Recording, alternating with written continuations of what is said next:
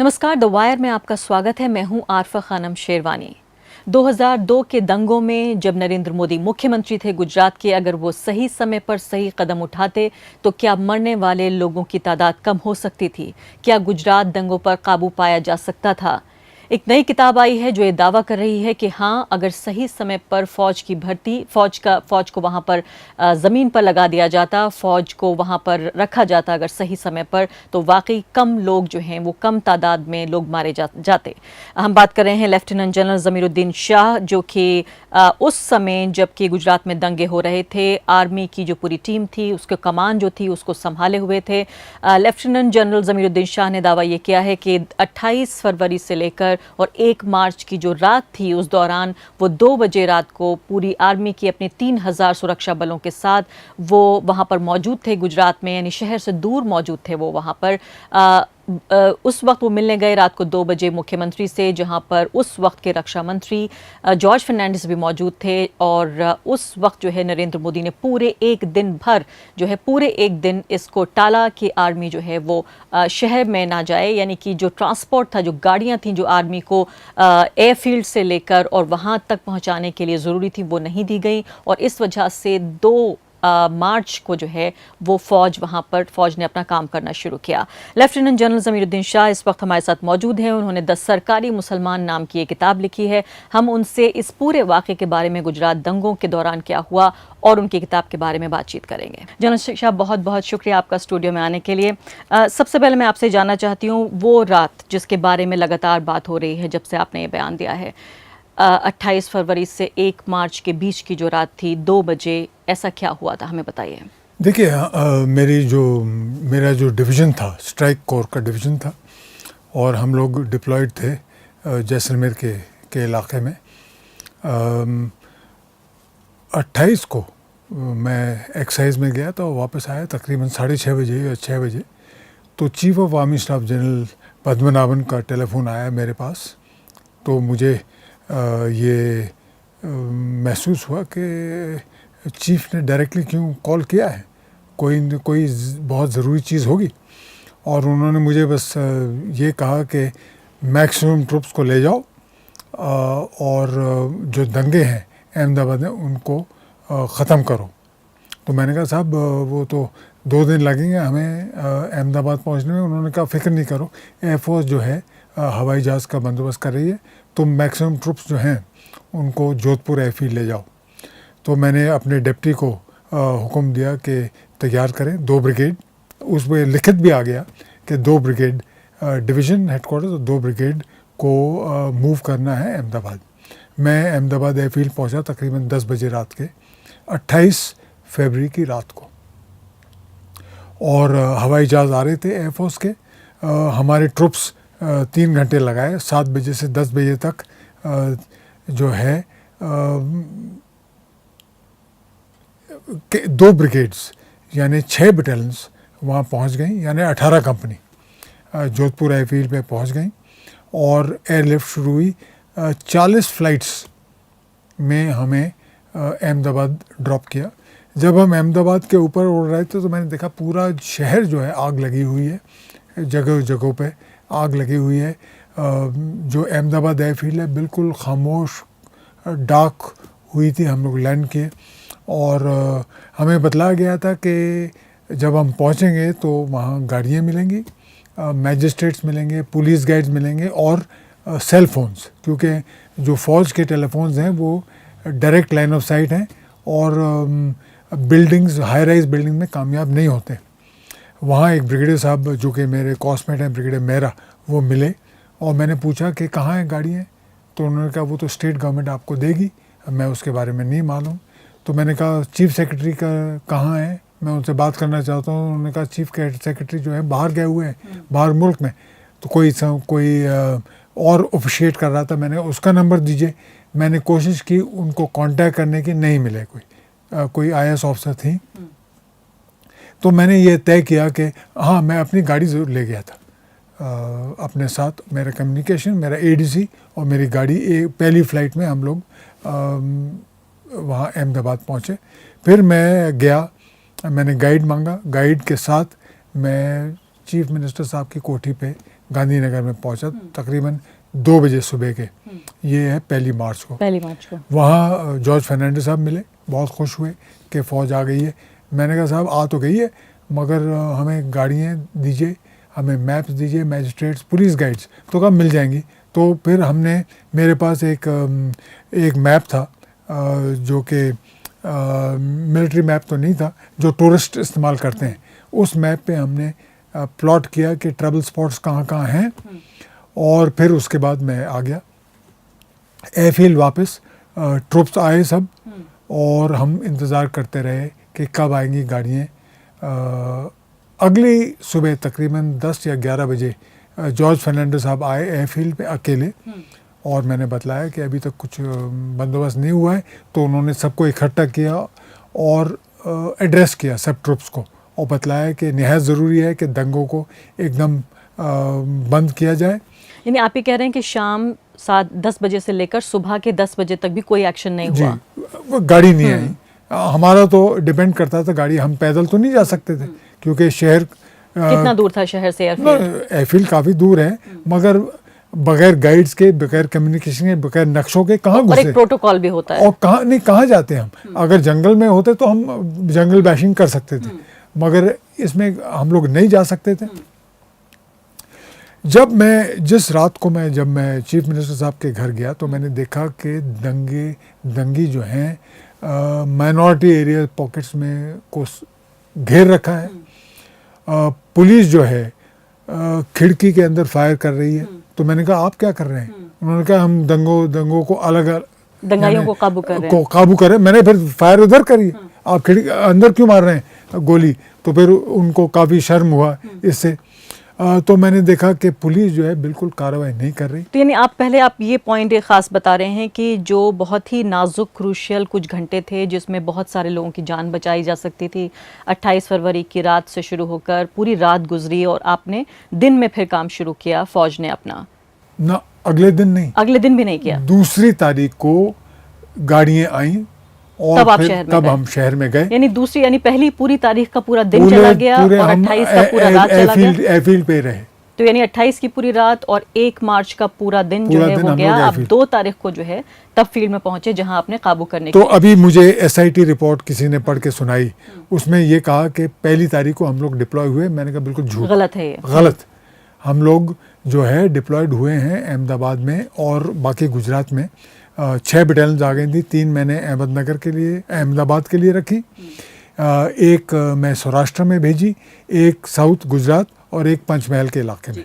और दर्शकों को ये भी बताना ज़रूरी है कि लेफ्टिनेंट जनरल ज़मीरुद्दीन शाह उस वक्त सेना की तरफ से अगुवाई कर रहे थे, लीड कर रहे थे इस पूरे जो शांति मार्च था या कहा जाए शांति की जो प्रक्रिया शुरू हुई थी। मुख्यमंत्री ने बुलाई थी सेना, मुख्यमंत्री के बुलावे पर ही सेना वहाँ जा सकती है।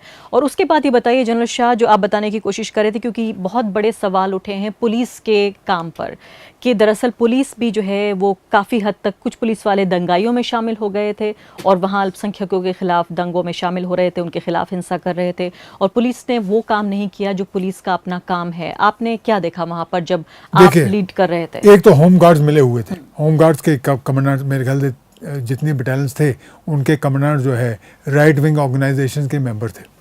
तो होम गार्ड तो दंगों के साथ थे। पुलिस जो थी उन्होंने कोई कार्रवाई राइटर्स के खिलाफ नहीं की। जब कभी राइटिंग मॉब आती थी तो वो कहते थे साहब हमें कहीं और जाना है, और फौज के ऊपर छोड़ देते थे। यानी उन्होंने कभी राइटर्स का सामना नहीं किया। जो चंद माइनॉरिटी कम्युनिटी के पुलिस वाले थे उनके घर भी जला दिए पुलिस लाइंस में। तो बिल्कुल पैरोकियल और वन साइडेड पुलिस की कार्रवाई थी। मगर ये गुजरात, लेकिन आपने अपनी किताब में ये भी कहा है कि दरअसल फौज तक के जो आदेश थे, जो आर्मी के ऑर्डर्स थे, उन तक को मानने को तैयार नहीं थे जो वहाँ लोकल पुलिस वाले थे। नहीं, ऐसी बात नहीं है, क्योंकि हम उनसे कहते थे कि यहाँ कर्फ्यू लगाइए। कर्फ्यू क्या करते थे? खाली माइनॉरिटी इलाके में। तो मेजॉरिटी एरिया में भी कर्फ्यू था मगर एनफोर्स नहीं करते थे। माइनॉरिटी एरियाज में उनको बिल्कुल बंद कर रखा था और मेजॉरिटी मॉब पूरे सराउंड उसको घेर लेते थे। तो मैंने कहा कि यहाँ भी कर्फ्यू लगाइए, मगर नहीं, उन्होंने इन्फोर्स नहीं किया बिल्कुल। कहने के बावजूद आपके मैं बहुत कहा उनसे। हमारा लाइजन ऑफिसर था, डीजी पुलिस थे, उनके और मैं मिलता रहता था, जो कमिश्नर थे वहाँ के। तो जॉर्ज फर्नांडिस ने मेरे से पूछा, भाई जब आए पहली तारीख को, तो मैंने कहा साहब आप ऐसा कीजिए कि पुलिस चीफ को एकदम बदली कर दीजिए, आप बाहर से मंगाइए किसी को, पुलिस वाले को, पुलिस कमिश्नर को या पुलिस डीजी को, और उसको लगाइए। उन्होंने कहा बिल्कुल। उनके अल्फाज ये थे, you have taken the words out of my mouth. मगर कोई बदली नहीं हुई, वही पुलिस ऑर्गेनाइजेशन रही। तो इसमें गलती आप उस वक्त जो जॉर्ज फर्नांडिस रक्षा मंत्री थे उनकी ज़्यादा गलती मानते हैं, या अब के प्रधानमंत्री नरेंद्र मोदी जो उस वक्त मुख्यमंत्री थे, जिनके ऊपर हमेशा ये आरोप लगते रहे कि उन्होंने अपना राजधर्म, अपने मुख्यमंत्री होने का धर्म नहीं निभाया और एक फेल्ड एडमिनिस्ट्रेटर वो रहे, किसकी गलती आपको ज़्यादा नज़र आती है? देखिए, मैं पॉलिटिकल स्टेटमेंट बिल्कुल नहीं दूंगा। मैं ये बस यही जानता हूँ कि एडमिनिस्ट्रेटिव फेलियर था। एडमिनिस्ट्रेटिव फेलियर था क्योंकि चीफ सेक्रेटरी नहीं था, जो ऑफिशिएटिंग चीफ सेक्रेटरी वो बिल्कुल कार्रवाई नहीं करना चाहती थी, और पुलिस जो है बिल्कुल नॉन कमिटल, बिल्कुल वन साइडेड कार्रवाई उन्होंने की, और इसी की वजह से दंगे फैले। ज़मीरुद्दीन शाह साहब, हम अब आगे बढ़ना चाहते हैं, आपकी किताब के बारे में हम बात करेंगे। ये बहुत ही दिलचस्प टाइटल है किताब का, द सरकारी मुसलमान। ज़मीरुद्दीन शाह जिन्होंने 40 साल जो हैं वो देश की सेवा में एक फ़ौजी की हैसियत से गुजार दिए हैं, और deputy chief of staff, army staff की हैसियत से रिटायर हुए 2008 में। उसके बाद अलीगढ़ मुस्लिम यूनिवर्सिटी के वाइस चांसलर भी बने और भी कई पदों पर रहे। बहुत मुझे क्यूरोसिटी हो रही है कि आपने नाम सरकारी मुसलमान क्यों रखा, क्योंकि ज़्यादातर किसी को जब बुरा कहना होता है किसी बड़े मुसलमान अधिकारी को, उसको जब कहा जाता है गवर्नमेंट स्टूज के तौर पर कि भाई आप पिट्ठू हैं सरकार के, तब ये कहा जाता है कि भाई आप सरकारी मुसलमान हैं। आपने किताब का नाम ही सरकारी मुसलमान रख दिया। देखिए, मेरे वालिद जो थे वो नैनीताल में पोस्टेड थे, तो उनको उठा के अजमेर भेज दिया गया कि भाई आप संभालिए दरगाह शरीफ, ख्वाजा की दरगाह। तो वहाँ के जो खुद्दाम थे बहुत बायस, बहुत नाराज़ थे मेरे वालिद के ख़िलाफ़ कि भाई ये तो गवर्नमेंट एजेंडा पुश कर रहे हैं। तो उनका उस बचपन में मैंने ये नाम सुना कि शाह साहब जो हैं सरकारी मुसलमान हैं, यानी गवर्नमेंट स्टूज, पिट्ठू हैं। खैर, जब मैं सेकंड लेफ्टिनेंट था तो मुझे कुछ घुड़सवार मिले एक होटल में मसूरी में। तो मैंने पता किया तो कहा कि ये अलीगढ़ मुस्लिम यूनिवर्सिटी की राइडिंग टीम आई हुई है इंडियन मिलिट्री की एकेडमी में पार्टिसिपेट करने की। तो मैंने कहा अच्छा मौका है, ज़रा इनको मोटिवेट करूं। तो मैंने उनको समझाया कि इज़्ज़त और इकबाल कितना मिलता है फ़ौज में, क्या कितनी अच्छी नौकरी है, और हमने कहा फ़ौज में घुड़सवारों की ज़रूरत है, हम पोलो पे अहमियत देते हैं। जब वो जाने लगे तो मैंने कहा कौन कौन ज्वाइन करेगा, तो एक हाथ भी नहीं खड़ा हुआ। सब ने कहा साहब आप तो सरकारी मुसलमान हैं। यानी उनका मतलब ये था, जनाब आप तो सरकारी, उनका मतलब ये था you are a government stooge, हम आपकी बात कैसे माने। उसी टाइम से मेरे दिमाग में ये था ये बड़ा डेरोगेटरी टर्म है। मगर दो किस्म के सरकारी मुसलमान होते हैं, एक तो गवर्नमेंट सर्वेंट्स जो कि पैंडर नहीं करते अपनी कम्युनिटी, यानी वो अगर आप स्टिक बाय द रूल्स, अगर आप रूल्स के मुताबिक चलें तो आपका खिताब हो जाएगा सरकारी मुसलमान। तो आप किस तरह के सरकारी मुसलमान? मैं नहीं हूँ। नहीं थे आप? मैं फौजी होने पे भी नहीं थे आप, वाइस चांसलर होने पे भी नहीं थे? मैं I went according to the rules, rules के मुताबिक चला। और कभी मैंने, हाँ, एक वो होते हैं जो अपनी कम्युनिटी के खिलाफ डिस्क्रिमिनेटरी एटीट्यूड लेते हैं, वो ये दिखलाना चाहते हैं कि बहुत सेकुलर हैं, हम मुसलमानों की मदद नहीं करते, तो रिएक्शन होता है, वो उनके खिलाफ कार्रवाई करते हैं। तो ऐसे भी हैं। मैंने लिखा है कि सलमान रुश्दी और तस्लीमा नसरीन जो हैं वो इसका फ़ायदा उठा रहे हैं। पैदाइश में मुसलमान थे मगर वो इस्लाम के ख़िलाफ़ लिख रहे हैं। तो इसी वजह से, और फिर मेरे पब्लिशर ने कहा ये तो बड़ा कैची टाइटल है, उनको पसंद आया, उनको पसंद, बहुत चलिए पसंद आगे बढ़ना चाहती हूँ। मैं आपसे बात करना चाहती हूँ कि अलीगढ़ मुस्लिम यूनिवर्सिटी में अभी फ़िलहाल जो भी कुछ चल रहा है, ख़ासकर जिस तरह से जो दक्षिणपंथी बजरंग दल और VHP के लोग हैं जिन्होंने इस तरह से हमला किया, आपको लगता है कि क्या नरेंद्र मोदी की सरकार में, अब NDA की सरकार में, ख़ासकर अलीगढ़ मुस्लिम यूनिवर्सिटी को निशाना बनाया जा रहा है? देखिए, हर सरकार ने अलीगढ़ मुस्लिम यूनिवर्सिटी को निशाना बनाया है। जब पहली सरकार थी तो उन्होंने ऐसे शख्स को नॉमिनेट किया एग्जीक्यूटिव काउंसिल में जो अनडिज़ायरेबल, उनको हमने पकड़ा, फेक मूवमेंट क्लेम, उनको मैंने ख़त लिखा HRD मिनिस्टर को कि ऐसे शख्स को मत नॉमिनेट करिए आप एग्जीक्यूटिव काउंसिल में। उसके बावजूद उसको नॉमिनेट किया गया और जो मैंने ख़त लिखा था उसको दिखला दिया गया। तो लेकिन क्या दोनों सरकारों में कोई फ़र्क है? मुझे तो महसूस नहीं हुआ। मैं हमेशा पॉइंट आउट करता था कि अलीगढ़ मुस्लिम यूनिवर्सिटी और बनारस हिंदू यूनिवर्सिटी बराबर की हैं, मगर उनका ग्रांट क्यों दुगना है अलीगढ़ मुस्लिम यूनिवर्सिटी से। दूसरा, जामिया जो है 1/3 AMU का साइज़ है, उनका ग्रांट भी AMU से ज़्यादा है। कोई हमारी बात नहीं माना। और जब इस पूरे हमले को आप किस तरह से देखते हैं, जो अलीगढ़ मुस्लिम यूनिवर्सिटी के छात्रों पर हमला हुआ और जिस तरह से उन्हें देशभक्ति और जो नेशनलिज्म है वो साबित करने के लिए कहा गया, इस पूरी जो घटना थी इसको आप कैसे देखते हैं? देखिए, जब मैं वाइस चांसलर था तो वहाँ के जो MP हैं उन्होंने मुझे ख़त लिखा कि आपके जो स्टूडेंट्स हैं वो एंटी नेशनल हैं क्योंकि वो गवर्नमेंट को क्रिटिसाइज़ करते हैं। तो मैंने उनको जवाब दिया, मैंने कहा हमारे स्टूडेंट्स हमेशा, उनको छूट है किसी को क्रिटिसाइज़ करें, मगर एंटी नेशनल एक्टिविटी बिल्कुल बर्दाश्त नहीं होंगी और ना होती हैं। अलीगढ़ मुस्लिम यूनिवर्सिटी जो है एक मॉडर्न सेकुलर यूनिवर्सिटी है, मगर एंटी नेशनल एक्टिविटीज़ बिल्कुल बर्दाश्त नहीं करते और ना करेंगे। ये AMU की हिस्ट्री है। तो उन्होंने एक बार मसला उठाया कि राजा महेंद्र प्रताप का, कि राजा महेंद्र प्रताप ने 3000 एकड़ जो है अलीगढ़ मुस्लिम यूनिवर्सिटी को दिए हैं।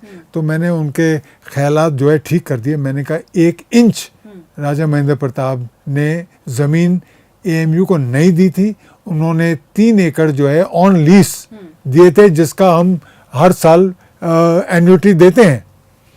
तो उन्होंने बहुत उद्यम उठाया। मैंने ख़त लिखा HRD मिनिस्टर को, मैंने कहा देखिए आपके MP जो हैं वो कम्युनल टेंशन बढ़ा रहे हैं। तो जिन्ना की तस्वीर को लेके आप नहीं, क्या वो राय है? मैं तो क्या करते हैं कार्रवाई, वो प्रेस को रिलीज दे देते हैं और हमें ख़त भेज देते हैं बाय पोस्ट। तो वो 1 हफ्ते के बाद मिलता है पोस्ट, कार्रवाई हो जाती है, उससे पहले रिपोर्ट छप जाती है। जी। तो जिन्ना की तस्वीर यही थी। तो मैं आपसे आपकी राय जानना चाहती हूँ कि जो जिन्ना की तस्वीर वहाँ पर लगी हुई है उसके बारे में आपकी क्या राय है? क्या तस्वीर वहाँ से हटा देनी चाहिए या अलीगढ़ मुस्लिम यूनिवर्सिटी को ऐसा करने की कोई ज़रूरत नहीं है? देखिए, अगर मैं वाइस चांसलर होता तो मैं इसको सुलझा लेता, मगर ज़बरदस्ती या पहलवानी से तस्वीर नहीं हट सकती। आप स्ट्रॉन्ग आर्म टैक्टिक से तस्वीर हटाएंगे। देखिए, वहाँ 100 तस्वीरें लगी हुई हैं जिनको ऑनररी मेंबर बनाया गया है स्टूडेंट्स यूनियन का। मेरी भी तस्वीर वहाँ है, ठीक है, मुझे भी ऑनररी मेंबर बनाया था। जिन्ना को भी जिस ज़माने में वो ठेठ कांग्रेसी थे उस ज़माने की तस्वीर लगी हुई है। और अगर मिनिस्टर जो MP साहब हैं वाइस चांसलर से बात करते तो कुछ ना कुछ ज़रिया निकल आता, मगर अब जो है स्ट्रॉन्ग आर्म टैक्टिक्स कामयाब नहीं होंगी। अलीगढ़ मुस्लिम यूनिवर्सिटी के स्टूडेंट्स ने ये तय कर लिया है कि तस्वीर नहीं हटाएंगे जी। और ये भी ये कह रहे हैं कि जिन्ना की पोर्ट्रेट तो पार्लियामेंट में भी है, वहाँ हटाइए पहले। बिल्कुल। मैं आपसे ये जानना चाहती हूँ कि पिछले अब लगभग 5 साल होने जा रहे हैं, देश चुनाव की तरफ आगे बढ़ रहा है। पिछले लगभग 5 साल को आप किस तरह से देखते हैं? नरेंद्र मोदी के पूरे कार्यकाल को, देश के सबसे बड़ा जो रिलीजियस माइनॉरिटी है, जो सबसे बड़ा धार्मिक अल्पसंख्यक समुदाय है मुसलमान, उनके नज़रिए से पिछले 5 साल को आप कैसे आंकते हैं? देखिए, जो स्टेटमेंट हामिद अंसारी साहब ने दिया था वो बिल्कुल सही था, मगर यानी आप ये कह रहे हैं कि मुसलमानों में असुरक्षा की भावना है। आई मीन गौ रक्षक की एक्टिविटीज़ आप देख लीजिए और आप सोशल मीडिया में देखिए, यानी जो मेरे कुछ चंद दोस्त थे, जिगरी दोस्त, वो सोशल मीडिया में ऐसी बुराई करते हैं। पाकिस्तानियों की नहीं, पाकिस्तान करें दूसरी बात है, करें ज़रूर, मगर मुसलमानों के खिलाफ, अपने ही देश के मुसलमान, अपने दो देश के फौजी अपने ही देश के मुसलमानों के खिलाफ बात कर रहे हैं। तो ये निहायत अनडिज़ायरेबल चीज़ है। और मैं हमेशा कहता हूँ कि जो बोराज ने किया है वो करना चाहिए। जो सबसे ज़्यादा नुकसान गुजरात में हुआ है वो बोरा कम्युनिटी का, मगर उन्होंने तालीम की वजह से आ गए, मिल गए, दोबारा मेहनत की। ऐसे ही सब मुसलमानों को करना चाहिए। मुसलमानों की प्रोग्रेस जो है खाली तालीम और इल्म से हो सकती है। अगर जैसे हम लोग हैं, इल्म हमें मिली, मेरे सब रिश्तेदार फ़ौज में हैं, नेवी में हैं, एयरफोर्स में हैं, अगर इल्म हासिल कर लें मुसलमान तो तासुब की दीवार फाड़ सकते हैं। बहुत अहम बात कह रहे हैं, मैं इस पर ज़रूर आऊँगी कि आगे क्या हो सकता है और कैसे ये बेहतर हो सकता है। मैं आपसे ये जानना चाहती हूँ कि जो पूरी पॉलिटिक्स जो पिछले 4.5-5 साल में हमने देखी है, जिस तरह का पोलराइजेशन देखने को मिल रहा है, आप जो इंडियन डेमोक्रेसी है, जो भारतीय लोकतंत्र है, संविधान है, उसमें मुस्लिम समुदाय की किस तरह की जगह देखते हैं, ख़ासकर जिस तरह की राजनीति देखने को मिल रही है और यही राजनीति अगर आगे भी बढ़ती है 2019 के बाद भी? देखिए, डिस्क्रिमिनेशन जो है, मुझे पूरा यकीन है, डिस्क्रिमिनेशन जो है रिलीजियस बेस्ड नहीं है। डिस्क्रिमिनेशन है जिन लोग कम तालीम याफ्ता, उसमें मुस्लिम और दलित्स, तो कम तालीम मिली हुई है तो कौन उनको नौकरी देगा? नहीं, लेकिन गुजरात के दंगों में तो ऐसा नहीं था हाँ, कि पढ़े लिखे मुसलमान पढ़े हैं, लिखे उनको मुसलमान नहीं मारा गया था। जी, वो भी मारे गए। वो यानी वो सबसे खतरनाक बात ये है कि जो मिडिल क्लास फैमिलीज थी, जो कि लोकेलिटीज़ में रह रही थी, फ्लैट्स में या मॉडर्न, उनको भी निकाल के, और जो मिक्स लोकेलिटीज में रह रहे थे, हिंदू मुसलमान साथ रह रहे थे, साथ है, उनको अभी दंगों की वजह से अब वो गेटोइज है, वो गेटो मुस्लिम गेटोज में जाके बस गए।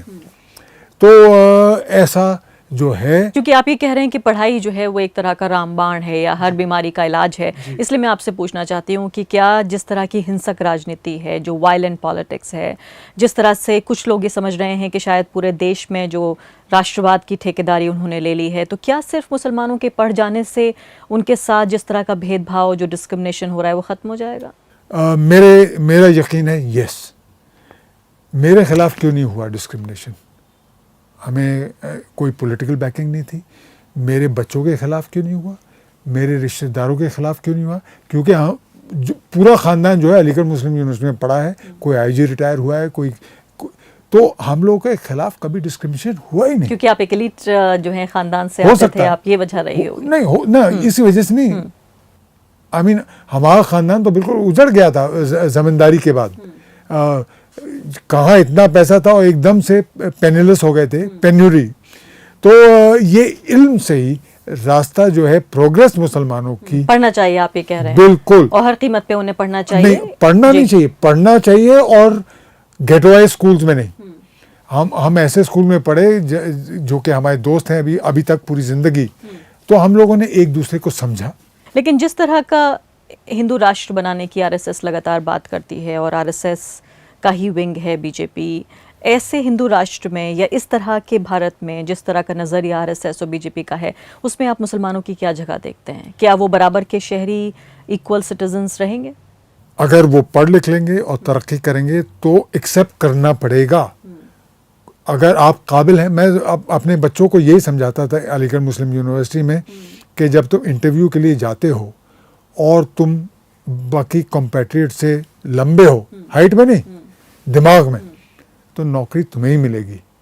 और मैं कहता हूँ अगर तुम गारंटी चाहते हो तो अपनी अच्छे ड्रेस में पहनो, शेरवानी पहन के जाओ, तो अगल पहचाने जाओगे और तुम्हें ज़रूर नौकरी मिलेगी, मगर काबिलियत पे।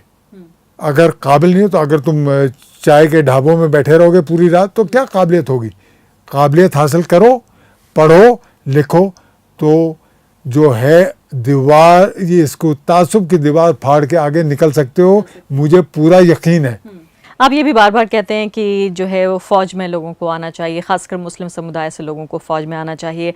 हालांकि इसको लेकर भी बार बार बहस होती है कि क्या अकेला नेशनलिज्म या देश प्रेम का जो है वो सिंबल सिर्फ फ़ौज में काम करना ही है। लेकिन आप चूँकि इस बात को कहते हैं तो कई बार ये आरोप लगते हैं कि फ़ौज में मुसलमानों की भर्ती उनकी तादाद के हिसाब से नहीं है, और ये फैक्ट है, ये आंकड़ा है हमारे पास कि जितनी बड़ी तादाद में उनकी आबादी के रेशियो के हिसाब से, अनुपात के हिसाब से होना चाहिए, नहीं है।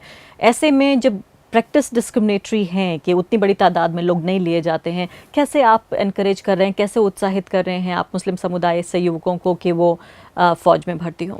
देखिए, मैंने अलीगढ़ मुस्लिम यूनिवर्सिटी में बहुत कोशिश की कि बच्चों को ट्रेन किया जाए और आर्म फोर्सेस जाएं, क्योंकि मैं स्टूडेंट्स को यही समझाता था कि अगर आप अपनी फैमिली और अपनी खुद की सिक्योरिटी चाहते हैं तो फौज में जाइए, कोई पुलिस वाला आपसे भिड़ेगा नहीं, आपके पूरे ख़ानदान को सिक्योरिटी मिलेगी। और मुसलमानों का भी फ़र्ज़ बनता है अपनी मुल्क की हिफाजत करना, तो क्यों नहीं वो फ़ौज में ज्वाइन करें। बिल्कुल मुसलमानों को फ़ौज में, नेवी में, एयरफोर्स में जाना चाहिए। आप 1971 की जंग में गए थे, जी आपने हाँ, बांग्लादेश बिल्कुल। बना था। और किसी ने फ्रैगिंग का नाम आपने सुना होगा, अमेरिका में हमें तो जवानों ने हमेशा प्रोटेक्ट किया, ठीक है, हमारी हिफाजत की तो और देखभाल की, तो कभी भी जो है डिस्क्रिमिनेशन हमने महसूस नहीं किया। जो इंडियन आर्म फोर्सेस हैं मुसलमानों के लिए सबसे सेफ इलाका है, सबसे सेफ ऑक्यूपेशन लेकिन है। आर्मी को भी ये चाहिए कि बड़ी तादाद में जो है मुस्लिम समुदाय हाँ, से लोगों को रिक्रूट करे। जरूर, हाँ। मगर क्या है, हम खुद ही नहीं आगे नहीं बढ़ते।